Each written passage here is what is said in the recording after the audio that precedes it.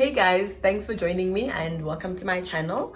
On today's episode, I'll be talking about my 3 blessings that I want to share with you. So, these aren't necessarily blessings that came to me in, physical form, but they came in knowledge and really allowed me to, I think to have certain peace about some of the things that go on around me, right? And I think you might find them useful because they're really just things that I think most of us just go around with, right? So the first one is unmerited favor, right? This being grace.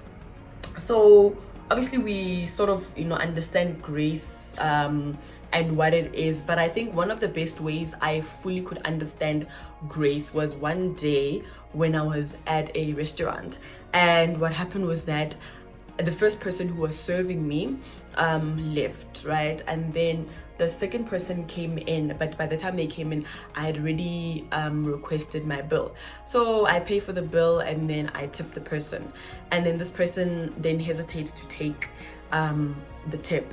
And then I'm like, what's up? And then they're like, no, I just feel bad because I didn't really serve you, and here you are tipping me as if I did. And I think I was not really aware of my response to that person, but when I got home I started thinking about it, and I was just like, wow, that was actually quite a good lesson. And I think I finally could start understanding what it meant to have unmerited favor. And so there I am, and I'm just confused because if somebody gives me money, even if I didn't work for it, I think I'm on yay, thank you. So my response to them is simply that it's okay, it's literally unmerited favor. You don't have to do it. You don't have to have done anything in order to get it. Just take it and just embrace it, right?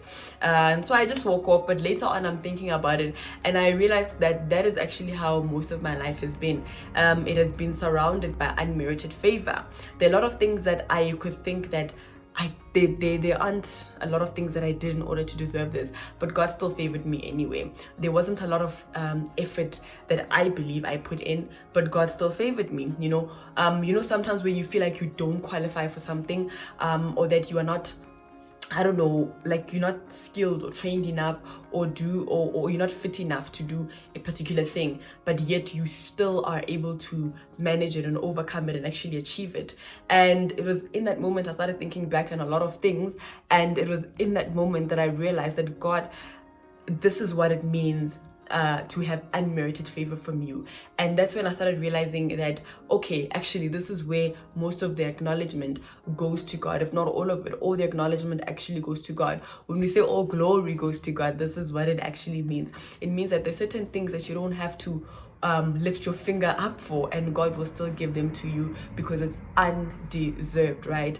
Our salvation, right? It wasn't because we did anything to get it, but it was because God simply loved us and He wanted us to get that, and we absolutely did. Which is why actually the Bible says, honor your mother and your father, because honor, just like undeserved grace, is due, right? It's not earned. There's nothing that they have to do in order to receive that honor.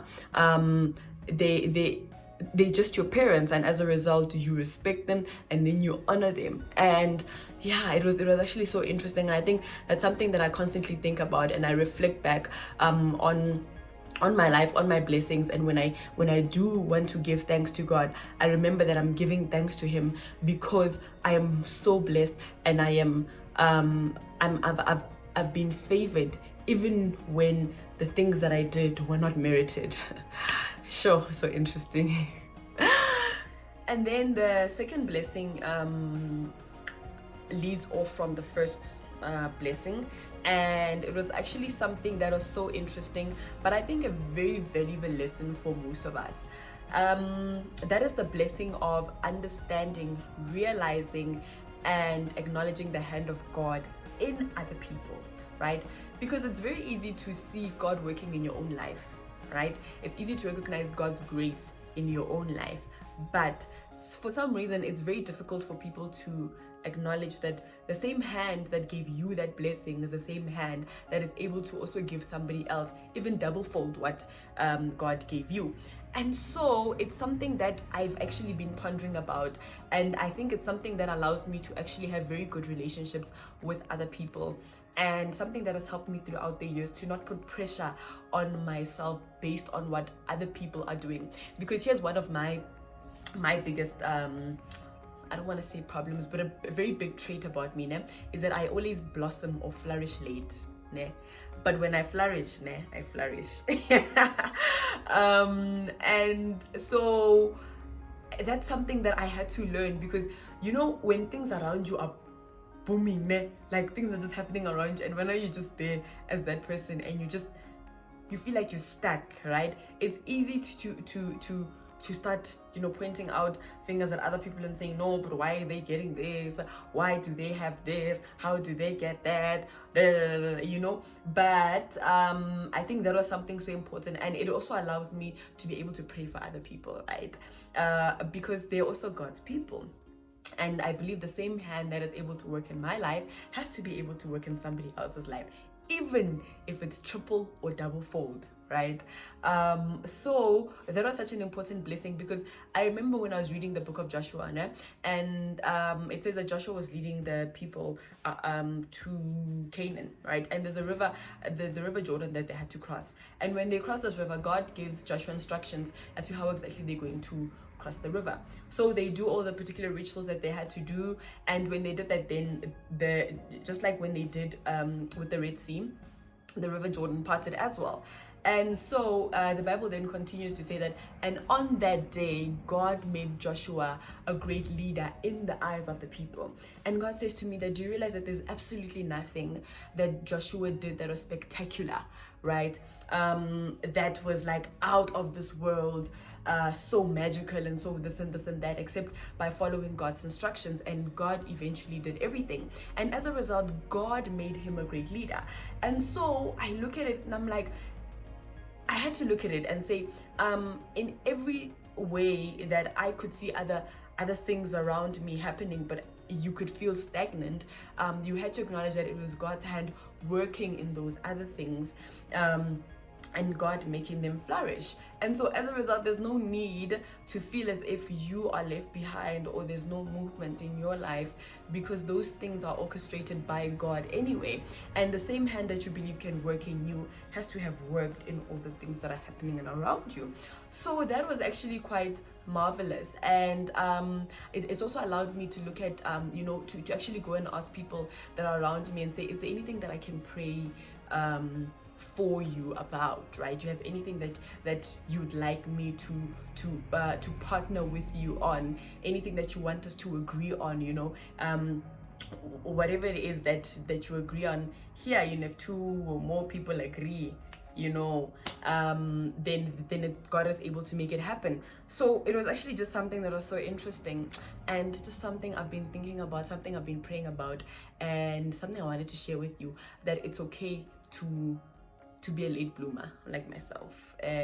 It's okay to also not really, I don't know, like, yeah, it's okay to be a late bloomer, and it's okay for you to acknowledge the hand of God in other people, and you better acknowledge it, because just as much as God works in your life, he's also able to work in other people's lives. Cool. And then the third blessing is the blessing of now. And what that basically means is not being addicted to the desire or the fantasy of destination, right? So not necessarily believing that the next place that you could be at is probably going to be your best rather than where you are right now.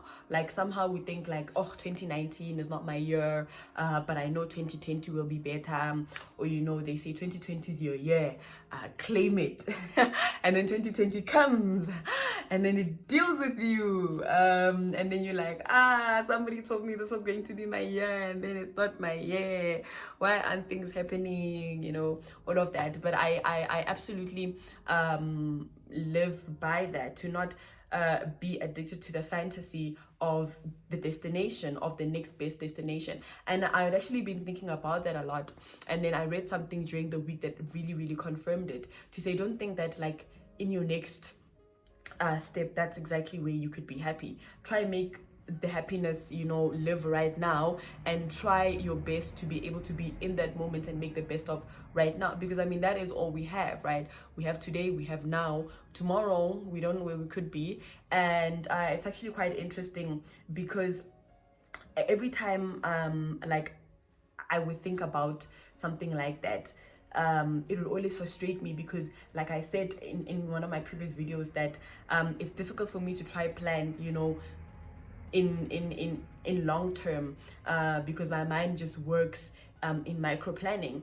And so it's just so important that I try to remind myself of that, to be able to be happy right now, to be able to believe that I'm at my best right now, and to definitely try to do my best right now. That's actually one of the pillars that I live by, to always do your best right now, when you can, when you have the power, when you have the energy, when you have everything that you need right now, even when you think you don't have everything that you need right now, but to make the best of what you have, and to make sure that it absolutely works. Yeah, so unmerited favor, believing the blessing and the hand of God in other people, and living, I don't want to say living your best now, but yes, the blessing of now. So those are my 3 blessings, which I also just want to give to you. I hope you can also think about those things. Ask yourself, what are some of your, you know, your best times now? What can you do now? Do you constantly remember and regard the blessings of God, the unmerited favor of God? Go back and look when God actually, you know, came through for you, even when you yourself know that you didn't deserve it, or there's nothing that you did in order to deserve that. And how exactly it's been able to change your life. Yeah, so thank you so much for joining me. I believe it was a short video, more shorter than the other one, but it's quite good, ne? So yeah, everyone, thanks for joining me. Don't forget to like, subscribe, comment, and then we can interact on social media. Leave me some comments, and enjoy your week.